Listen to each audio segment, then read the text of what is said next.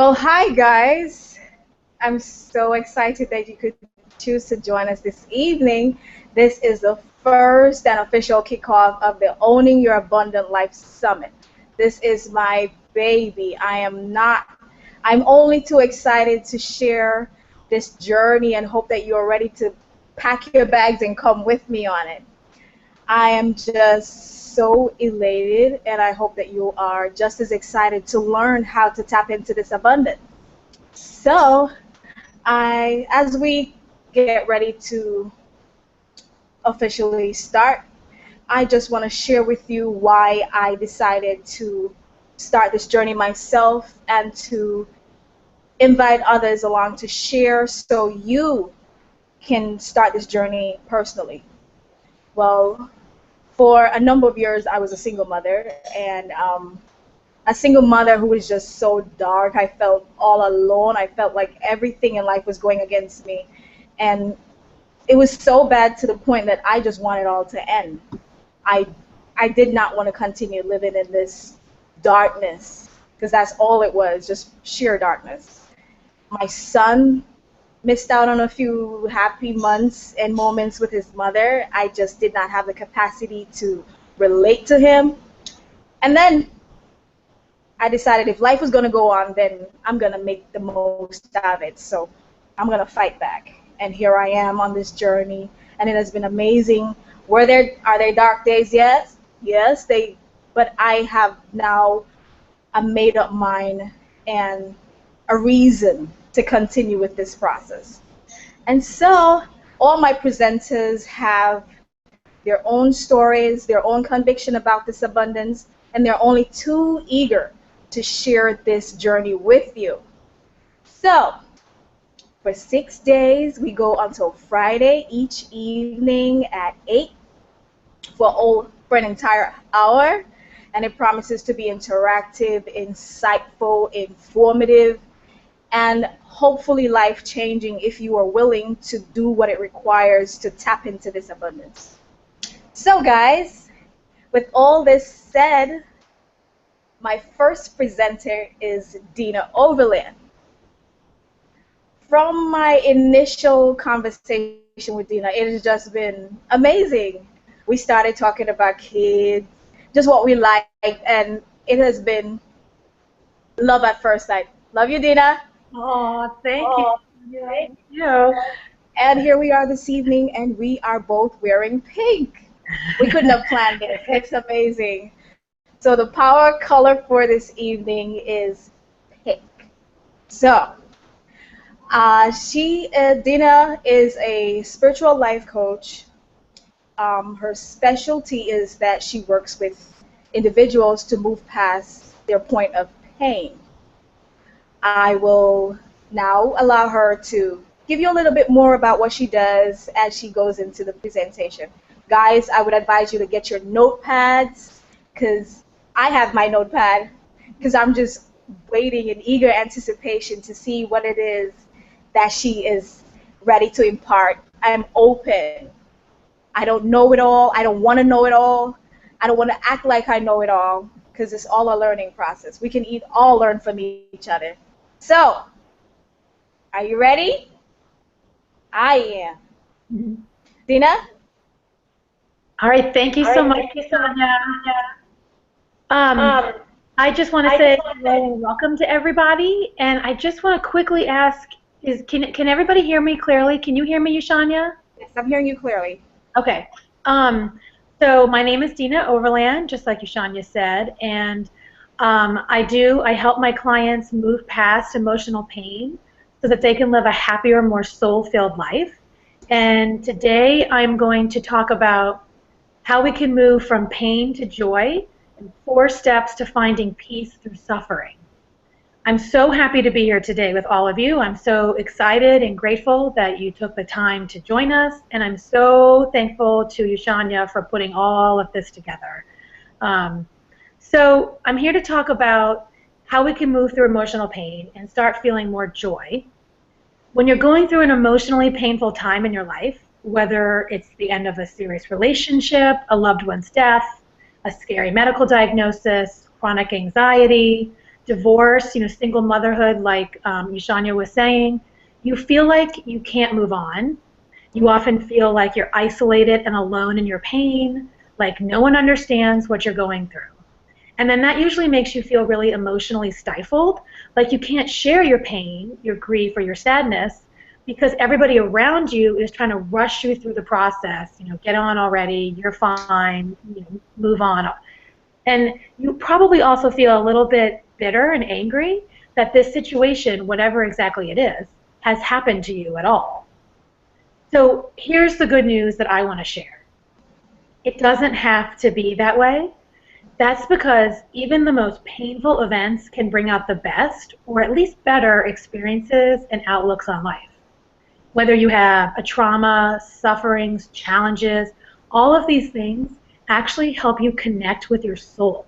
And when you connect with your soul, which is the truest part of you, that means that you feel more authentic, more honest, and you just feel more you. You feel more comfortable in your skin. You feel more comfortable saying no. You feel more comfortable being able to you know what you like, what you want. And that's because your soul is the truest part of yourself. When you connect with your soul, one of the key things is that you stop living someone else's idea of what your life is supposed to look like. So personally, I have found that every painful event I've experienced has come with this beautiful hidden blessing to help me reach authentic happiness and peace. Like most people, I've experienced tough times in my life, but my greatest emotional pain came from my journey to become a mother. It took my husband and I 4.5 years to have our daughter, and during that time, we tried all kinds of interventions, fertility clinics, we did alternative treatments, I did acupuncture, hormone shots, we ran the gamut on everything, we did it all. Everything short of IVF to get pregnant. And we did eventually get to have a daughter. She's 5 now, and we were so excited. Sometime after she was born, when she was about 18 months, we decided to start trying for a second child. And that process took another 2.5 years and ended with me suffering back-to-back miscarriages. And this was heart-wrenching. It was heartbreaking. It was one of the hardest times in my life. And we eventually decided that we were done trying, and we just chose to accept our family as it was. It's the 3 of us, and I just wanted to let go. As much as I wanted another child, it honestly wasn't that hard to decide to only have one, because as soon as I said the words out of my mouth to my husband, it just felt right. I knew I couldn't go on constantly worrying about the future. And so it actually sat well. And that's one of the ways that you know that you're accessing your soul wishes, because you feel right in what you're thinking. So I truly believe that when you break your heart wide open, you're being given the opportunity to let more love and more peace and more happiness to come into your heart. And that's what I did. I truly let myself suffer. I felt all the extremely sad and lonely feelings that come with having a miscarriage and not being able to meet this baby that you were already planning on meeting. I didn't hide from the pain. I didn't pretend I was fine. I took this time for me. And now I actually have gratitude for those miscarriages. They literally catapulted my life into a new dimension. I've never been so connected to my authentic self. I've never been so happy. I've never felt so peaceful. And I'm now able to allow and accept anything that comes my way. And that's what I want to share with you today. Every lesson that I've learned and every transformation that I've made in my life is possible for you too. You can take any horrific trauma that has occurred and let it transform you into a happier, soul-filled, joyful life.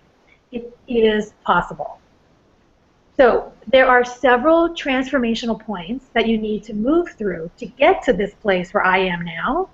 And I'm going to give you everything I can in the time that we have today. But since we obviously have a limited amount of time together, I know there's going to be some topic that you're going to want to dive deeper into and to know more about, and we just won't have time to do that. So along the way, I'm going to offer at least one step that you can implement now to start moving past your own emotional pain. And then towards the end of my presentation, I'll share how you can connect with me so that I can guide and support you in your own journey if you're inspired and want to learn more about my work. So let's get into the heart of the matter right now. I'm going to talk about 4 transformational points that you can move through to feel more peace in your life no matter what happens. And I'd like to just add, you don't have to be in the middle of emotional pain right now to let these points help you. You can start incorporating all these concepts into your life now, even if you're feeling pretty good. You're just going to feel that much better. And that's always a good thing. So the first transformational step is to live in the present moment. You need to live in the present moment to move past emotional pain so that you can stop focusing on the future. Because a lot of times when you're in emotional pain, you're just thinking about something that is either hasn't happened yet or something that has already happened, and you're just reliving it over and over again. But when you live in the present moment, you're able to focus on what truly matters to you. You're better able to appreciate the simple parts of life, like, say, playing with your children or taking time to care for yourself, all without that nagging voice inside of your head that says you have things to do. You know, that aspect of the busy society that we live in, that you can't just sit and relax. You've got to always be doing, going. So when you live in the present moment, you're also able to stop ruminating constantly about the future and then reliving events from the past. Because the reality is, you can't connect with your soul when your thoughts are running wild and you have no control over them. Your soul needs stillness and it needs quiet time. And when you focus and live on the present moment, you become more mindful, more conscious, and then that usually allows you to welcome in more space into your life for you to just sit and relax and appreciate and just be calm and quiet so that you can hear what your authentic voice is saying to you. It's those moments when you hear your soul. So I've spent most of my life with constant anxious thoughts wandering around in my brain. It's, you know, that monkey brain where it's just constantly going. I have spent many years where I would be nervous to do any tiny little thing, and I could not quiet my mind. And it got even worse after I had my miscarriages. Because before I came to the decision or the realization that I was okay with having one child, I was still wondering about whether or not I was going to have another one. And then that was this loaded question of, what if I have another miscarriage? What if I can't have a baby? What if I can't get pregnant? What if? It was just this never-ending what if thought process. They were endless, and these thoughts were running on an automatic loop. I couldn't get myself out of them. You know, it's like a hamster in a wheel, just constantly spinning. And that line of thinking literally wastes your life away. The present moment is all we ever have because the past has already happened and the future isn't here yet. So this moment right here and now is all that we have. So if we can't even focus on this moment, then we're not really able to bring ourselves to this place where we can hear our soul talking to us so that we can know how we're feeling, what we need to be doing with our emotional pain to move it forward, because our soul has the answers. So for me, instead of being fully present and engaged while I was, say, playing with my daughter, I was constantly ruminating about something that I had zero control over. And that's going to come up a little bit later. The amount of peace that you feel when you fully live in the present moment is unbelievable. You're able to let go of outcomes. You're able to ease your anxiety. You can just pull yourself out of a funk because you actually experience life as you're living it. You're fully there. So you're not, you know, playing a game or something with your child instead of playing the game, you're off in your head. You might be going through the motions, putting the cards down or whatever, but in your head, you're someplace else. And that's just not a way to actually get past the pain. That's a way to sit and stay in the pain. So everyone around you will actually respond really positively, especially your children, when you can really work on living in the present moment. Kids thrive on parents' conscious awareness and presence. So you'll be doing yourself and your family this huge service by bringing yourself fully and consciously to every moment of every day. So here's what you can do to live more in the present moment. Whenever you get overwhelmed with these what-if type thoughts, and when you feel like you find yourself thinking about the future or reliving the past, consciously imagine a bright red stop sign in your head. Just take a breath and picture this stop sign. That stop sign is preventing you from continuing to think about anything that you're focused on. Take a deep, really big breath and then say to yourself, right now, I'm, and then fill in the sentence. Mentally think about whatever you're actually doing right then. Look around you, see what you're doing. So that might be, right now I'm playing with my son, or right now I'm driving home from the grocery store. Right now I'm taking a walk from my neighborhood. It doesn't matter what you're doing, and it honestly doesn't even really matter what exactly you say that you're doing. It just matters that you say something that's not this rumination, endless circle going on in your head. It's just about stopping your rambling thoughts and being mindful about what you're thinking. So the more you can practice this right now kind of thinking, the more present you'll be, and the less you'll repeat thoughts endlessly about the future or the past. So I really think that if you could just write that down and put it somewhere so that you remember the next time that you're constantly thinking about something that's taking you away from right now, right here, then you can just say, right now I'm giving a presentation. It doesn't matter. Like, this is something that can be done anywhere, at work, in a meeting, in the car, with your kids. It can be anywhere. It's so simple, but it's so, so powerful. So the second transformational point that I want to talk about is surrendering the outcome. Surrendering the outcome means letting go of all expectations that things are going to turn out in a certain way. It doesn't mean that you don't care about what happens in the future. And it doesn't mean that you stop trying to make things work out the way that you might want them to. It just means that you stop trying to control everything. It means you stop telling yourself that there's only one possible way that you will be okay.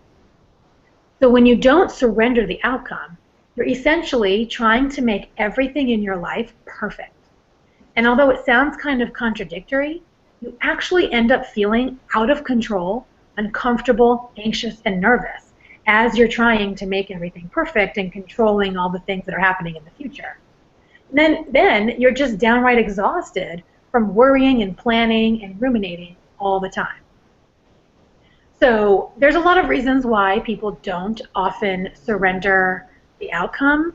The main reason I have found is that we don't surrender the outcome because our ego is afraid of losing control.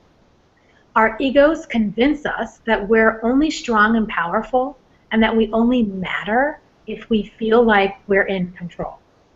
And so this is where the ego really holds over the soul. It hates to relinquish control to the soul. So until we can start to really talk to the ego and let it step aside, it doesn't have to go away. The ego's never going away. But it just kind of has to sit over here for a little bit so that you can start to really hear your soul.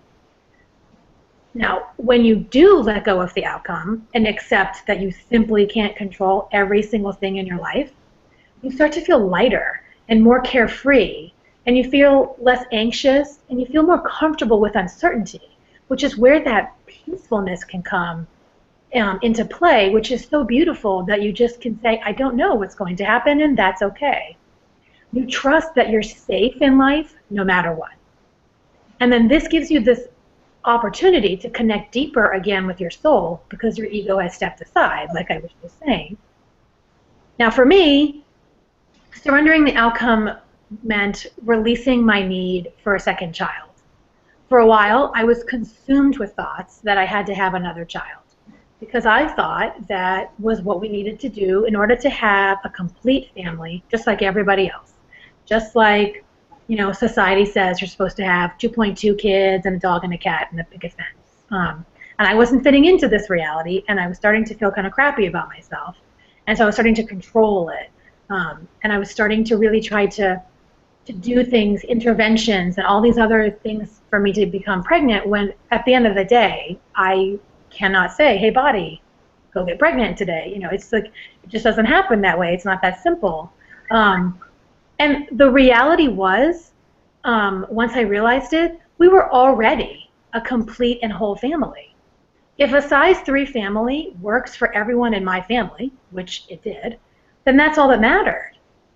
It doesn't matter if everybody else has 2 kids or 3 kids or more. I had 1. I loved her. I actually felt very peaceful with the idea of 1.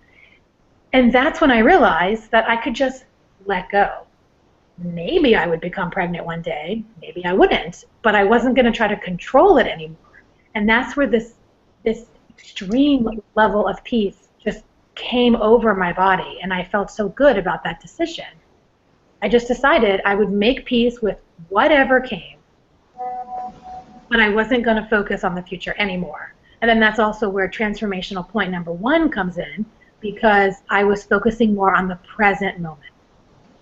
So what I learned was that I had to let go of what I wanted, even though I wanted it so badly. It sounds counterintuitive, but the same goes for other situations, like when you want a certain job, if you're unsure of whether you should stay in a marriage, or when you're buying a house or moving. You want something to happen, but you can't actually control it. You actually feel a lot less stress and tension if you let go of trying to control it. You can set an intention and you can decide what you want. You can say, I want the house on the street, fill in the blank. But let it go. You say it, and then you release the desire, and you just trust that everything will work out. There's this quote from Mandy Hale that I think sums up the idea of surrendering the outcome perfectly. She says, sometimes you just need to breathe, trust, let go, and see what happens. Surrendering the outcome is like giving yourself permission to say, I don't know what's going to happen, and that's okay. So if you're trying to control something in your life, or you just can't relax while not knowing how something will unfold, use that bright red stop sign again. Stop your thoughts and instead shift your attention to a really powerful affirmation. You could say something like, I let go and surrender the outcome. Or you could say, if this situation is good for me and everyone around me, please allow it to happen. And that, be as specific as you can in this situation. And then after you say those affirmations, you trust that whatever is best will happen. We don't know in the moment what's best for us, but the universe, God, life, whatever higher power you believe in, always has our best interests at heart. And things will always work out, and you will be okay. So the third transformational point that I'm going to talk about now is for you to deeply feel, accept, and embrace your authentic emotions. This is extremely important. It is at the heart of my whole approach on life, and it's the basis of my work with all of my clients. It's absolutely 100% essential that you feel whatever feelings arise during or after your emotionally painful experiences.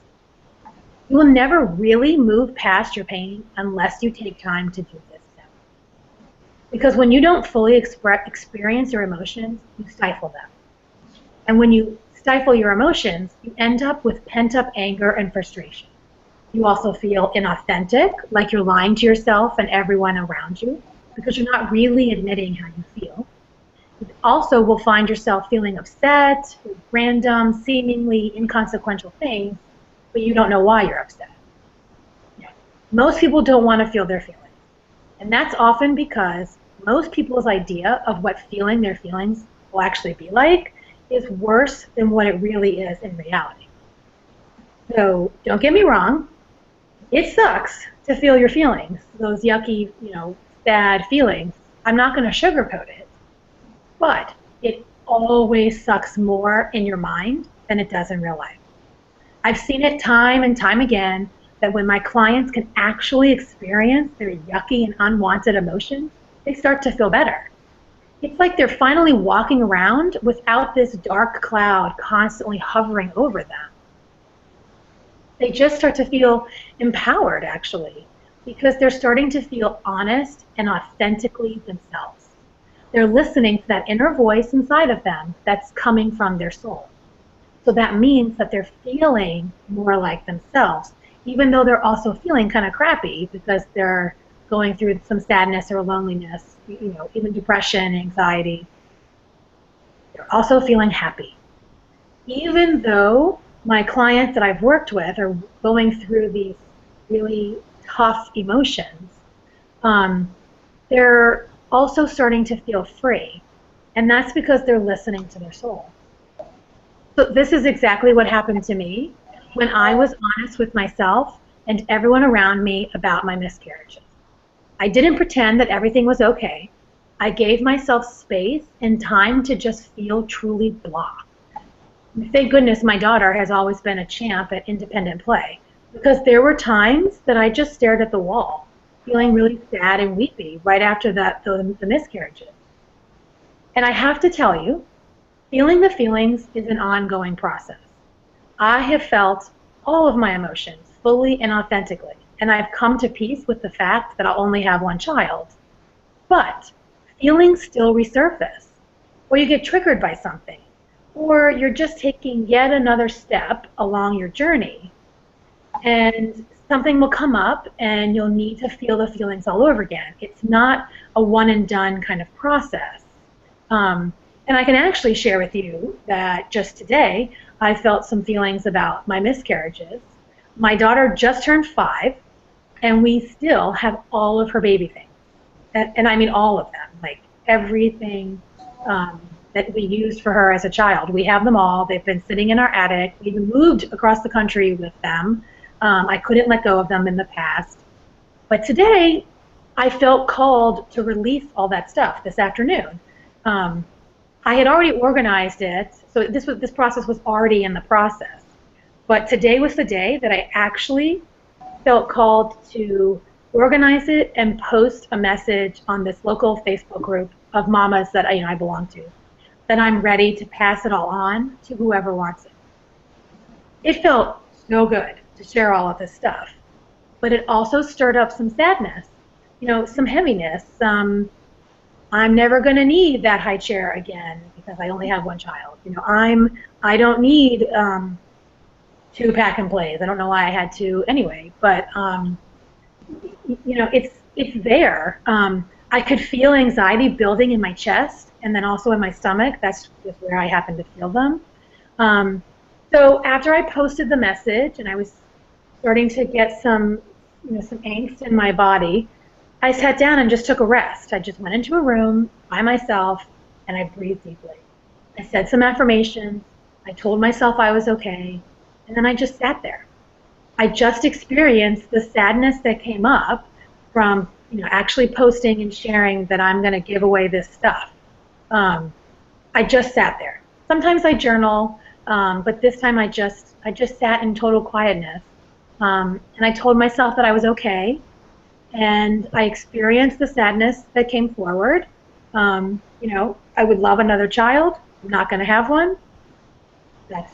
That's where I am. These are the things that have already happened in my life that have brought me to this place. I want to share all the love and all the stuff that I have.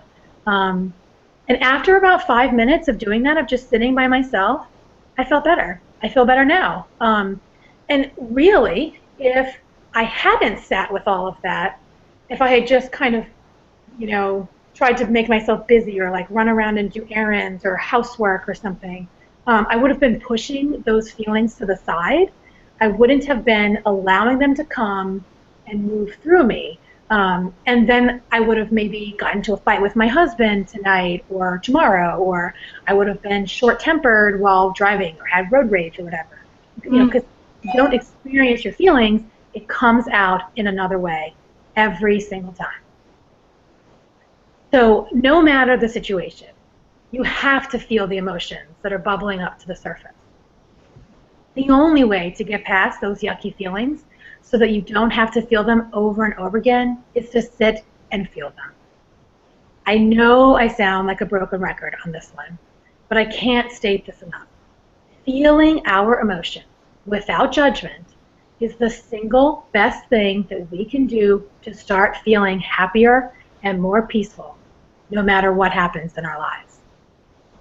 So here's my recommendation for you on this transformational point 3. When an emotion comes up, take a few minutes to just sit with it. Take a few deep breaths. Maybe close your eyes if you're in a place where you can. Admit to yourself whatever you're feeling.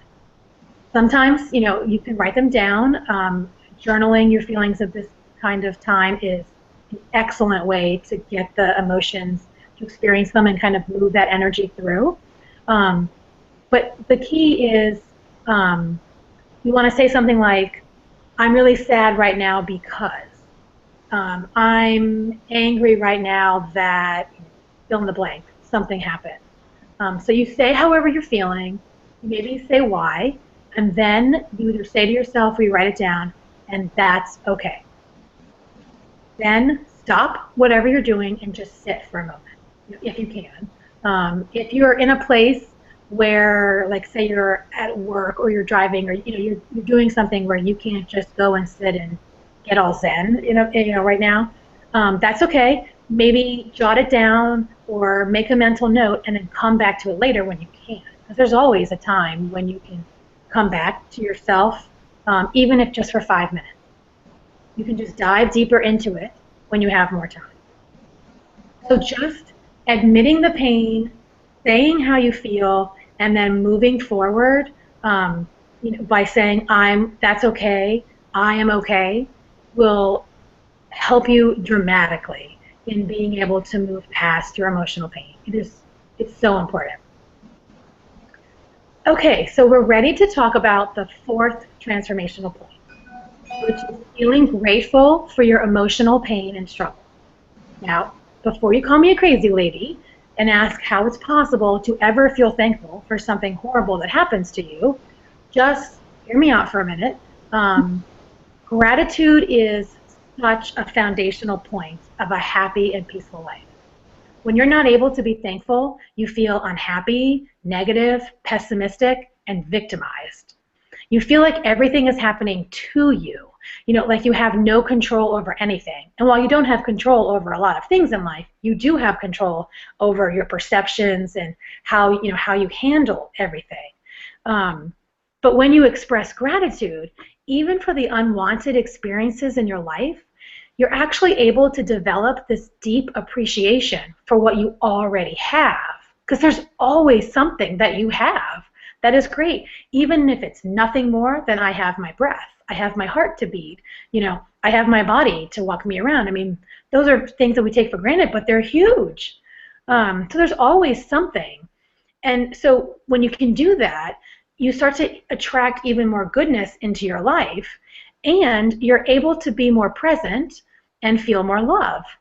And so you'll find that happiness and goodness from small, simple, everyday things. And you'll feel happier on a regular basis because you'll be walking down the street and you'll say, oh my gosh, there's this beautiful butterfly. Oh, I'm so grateful that the butterfly stopped for a minute. I mean, it sounds kind of like unicorns and fairies and stuff, but if you can really implement that sort of thinking into your life, it'll transform how you approach stuff. And that's why gratitude is a key element from moving from pain to joy.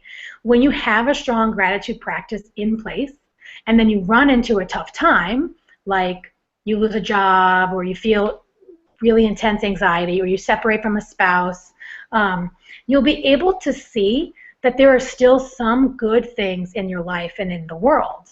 And so that means that the future doesn't seem so bleak, no matter what you're facing.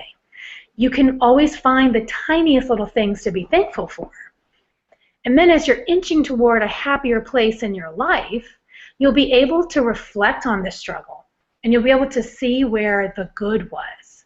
You'll be able to identify where you've grown, where you could still grow. You can see what you've learned. You can see where you've benefited from having gone into this really dark and hard time in your life. You can recognize maybe that everything did happen for a reason, that is almost always that your soul was able to grow and that you were able to connect deeply with your soul. Now, I know a lot of people hate the phrase, everything happens for a reason, but I think that people struggle with it because they don't know how to find out what the reason is. And if it's not totally obvious, right off the bat, like, I'm so glad I got into a car accident so that I didn't take the freeway that I was going to take that had an even worse accident. That one is kind of, you can see a clear line, but most of the time our life isn't like that. Our lives are much more more intricate, and so you can't always see it. And I think that's why people don't like to say that everything happens for a reason, but I actually truly believe that there is a reason for everything that happens. Even if you can't see it, and even if you never see it. So I'm going to be completely honest with you about this one. It's really hard to feel grateful for feeling like crap when you're actually in the middle of feeling like crap. When I had my first miscarriage, I wasn't walking around like, oh, this is so awesome, I had a miscarriage. This is going to be so great. I didn't get to meet the baby that I thought I was going to meet and raise, and I'm so glad this happened. All right, that's not what the thinking was. But I already had a really strong gratitude practice in place, and so I was able to at least say to myself, I don't know why this happened. I wish it hadn't happened right in this very moment. But I know that for some reason it did happen, and that something or someone or somehow this is going to be better in the long run. And that awareness, that knowledge, it helped me get through that time. And I was also able to see the other things that were really great in my life. Being able to see that I have a daughter, and I'm not somebody who doesn't have any children and wants them so badly. Like, I am so extremely fortunate to have a child. And I was able to really hold on to that, and that makes a huge difference. So my point with this is that don't beat yourself up if you can't find a single reason to be thankful that you're going through such a difficult struggle. It's okay if you just say something like, I know there's a bigger reason why this is happening. I trust that everything will work out in the end. That's a way that you can express gratitude for a really crappy and hard situation without lying or forcing it, because that's not going to get you anywhere either. If I would just sat there and said, I'm so glad I have a miscarriage, that's not going to do me any good. My soul is still going to feel like, I don't know why you're saying that, and I'm going to feel like I'm lying and I'm being inauthentic. So my recommendation for this transformational point number 4 is for you to buy a special journal dedicated just to gratitude. And if you can, every day, write down 3 to 5 things that you're grateful for. It doesn't have to be 3. It doesn't have to be 5. It can be 1. You pick. You know what you can handle and what you can take on.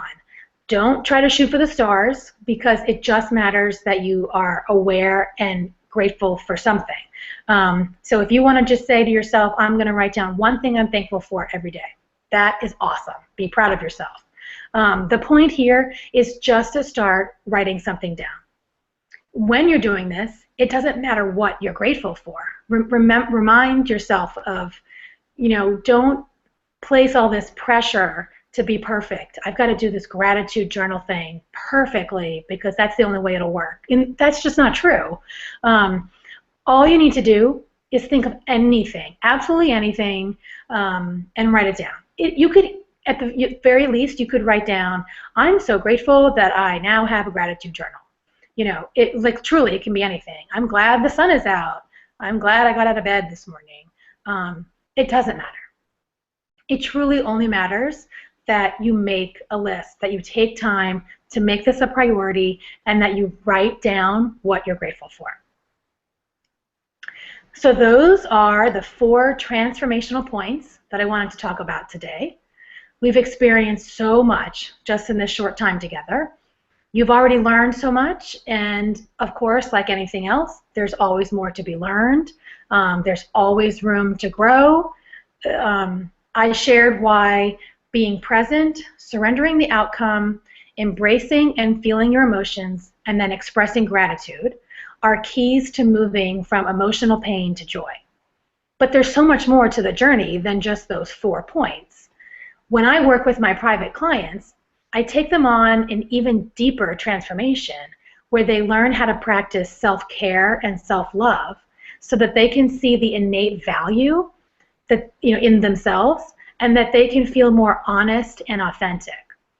I also help them admit their emotional pain so that they can own their messy story and release any judgment that they've been feeling from within and from others, societal expectations. And I help my clients learn to trust the process of life so that they feel optimistic and safe, not knowing the future. And they can trust any change and newness that comes their way, because there will always be change in our lives. Now, the reason these points are extremely important is that you can't heal your emotional pain without moving through the entire journey. And every single point is interlaced and connected with each other, and they're all essential to your growth, to your seeing that the pain that you've experienced is worthwhile and beneficial, and to you discovering this true hidden gift within your experience. So what I'd like to do today is I want to honor all of you for making the effort to be present and showing up here and listening to me talk. So if you schedule a free consultation with me in the next 5 days, I will discount my coaching prices between $100 and $300, depending on the package that you choose. All you have to do is have that first phone call scheduled. It doesn't have to actually happen in the next 5 days. So you could schedule it for a week, 2 weeks from now, as long as you schedule it within the next 5 days. So that would be by Friday. Then we'll be able to, if you sign up for a coaching package, I will offer you this discount. There is no obligation to buy. We can chat. We can talk about what's going on with you.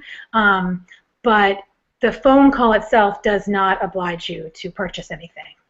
Now, if you want to sign up for a free consult, just go to my website, dinaoverland.com/abundantlifesummit.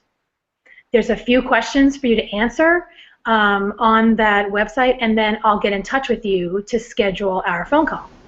Like I said, there's no obligation at all if you schedule the free consult. We'll talk about what's going on in your life, what you want to heal, and we'll see how I can help you kind of guide you along your journey.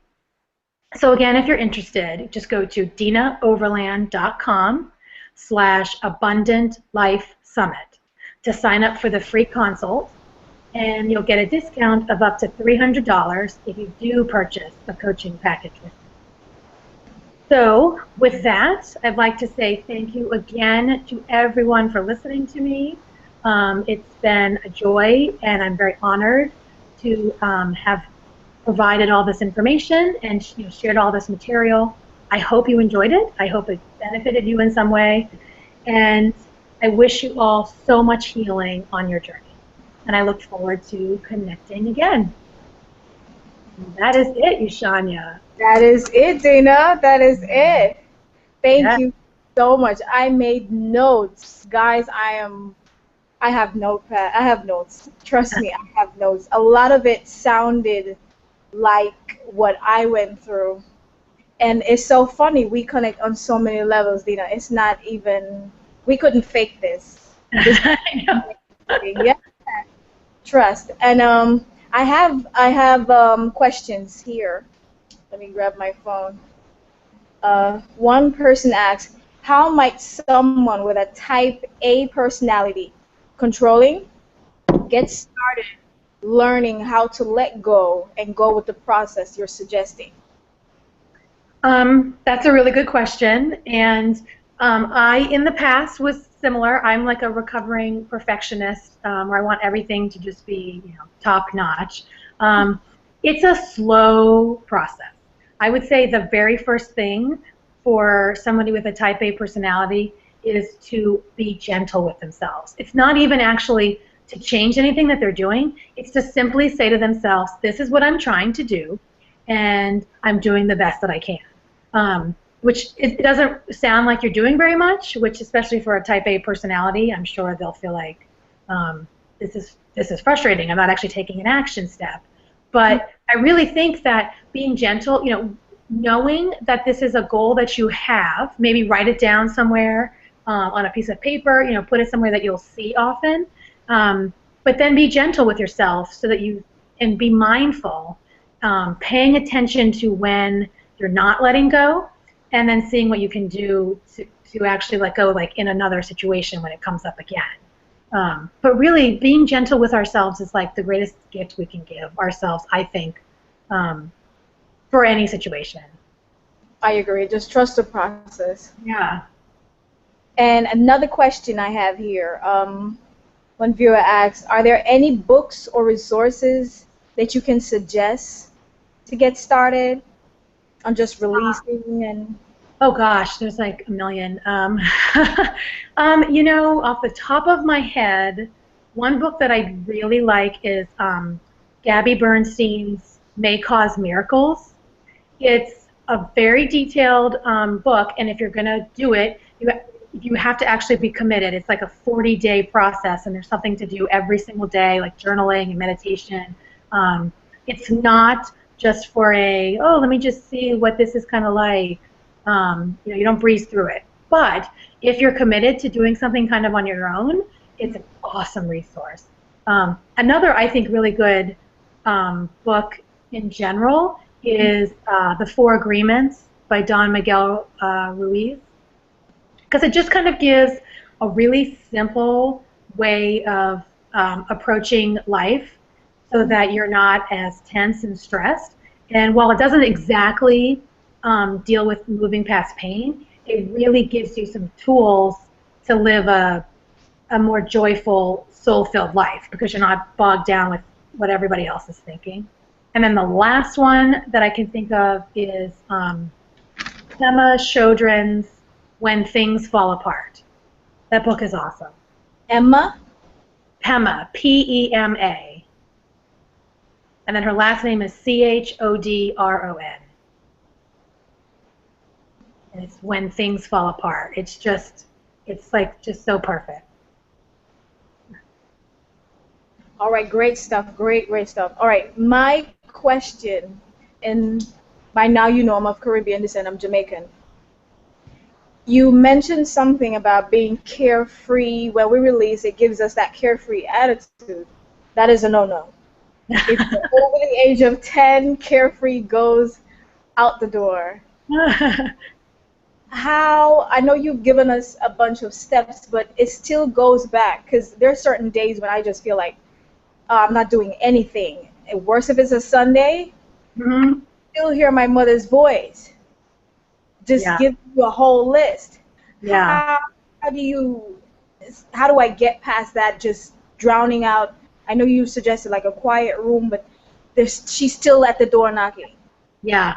One of the things that I actually think is great when it comes to dealing with external voices, especially when they're from specific people, is, again, it sounds so simple, but I find the simplest things always work the best, is to just close your eyes and say, I am me. And I choose, fill in the blank, to take a break. I am me. They are them, and that's okay. Like, it's not about you being like, that person doesn't know how to be happy, whatever. Everybody's walking their own journey, but you're walking your journey, and you need to do it the way that you need to do it. And so when you say, I am me, it empowers you purely by owning your soul, like, which is what we all have, and you can just start to listen to yourself more. And it takes practice. You can't just say it once and you're like, all right, I'm feeling so much better. You have to say it many times sometimes. But that's okay. I mean, that's you've had this voice ingrained in your head for so long. It's not going to just change with a flip of a switch. So if you just say, I am me, it is okay and safe for me to choose this for me, I think you start to kind of settle into yourself a little better. You feel a little bit more comfortable. But like anything else, it's a long process. I'm trying to see if we have another question here. Oh, one viewer via Facebook says, she really likes to surrender the outcome and give up the control advice. So, yes. Yeah, that's really powerful. I used to really try to control things. And I actually had a client one time who she was in the very beginning stages of a divorce. And so there's a lot that you're trying to control with a divorce, obviously. And then all this, angst that's going on between the two partners. And we realized that she was trying to control everything about her soon-to-be ex-husband. And once she just started saying, this is what I want, I'm going to set this intention, I cannot control how he will respond to it, she actually started getting better responses from him. Because she was no longer angry and going in with all this like fighting energy. And so he was responding in kind, like, okay, yeah, that sounds like a good idea, I'll do that. And she didn't have to coerce or be powerful. It was purely coming from within her, where she was like, just let go of trying to control somebody else's reaction. It's amazing. And I'm sure equally liberating. The weight is shifted. Yeah. Oh, there's a lot said this evening. There's a lot of valuable information. I'm only too excited. I love that stop sign. I can visualize it now. Yeah, that's a really cool technique because everybody know what the stop sign is. Listen, just hold up. And again, it's another situation where it's the simplest idea, like put up a stop sign in your head. I mean, it doesn't have to go buy this expensive technique. It's just sometimes we just need this simple, small things that just really transform us. We don't need it to be complicated. It just takes time. All right. And with that, we thank you, Dina. We want to thank all our viewers for actually tuning in this evening to the first presentation. If you think you had a blast, I'll be sending out the recording. You can go it over. You can slow it down. You can pick it apart. You can make it applicable to your life. I know I will. Guys, I just want to thank each and every one of you. And if I were you, I would tap into that 5-day offer we have until Thursday. So get in. When we get a date, it actually makes sense. Huh? Friday. Thursday date? Friday? Yeah. Friday. Get Thursday. If you miss Thursday, then you have Friday. Yeah. But guys, get in, and you only have yourself to thank for it, and you can gain more insight. Tomorrow again, we will do this. We have another presenter in the person of Gabby Merides, and I hope it is just as informative. I hope to see you guys on the call, and here's to owning your abundant life. Have a beautiful evening. Thank you. Thank you. Bye.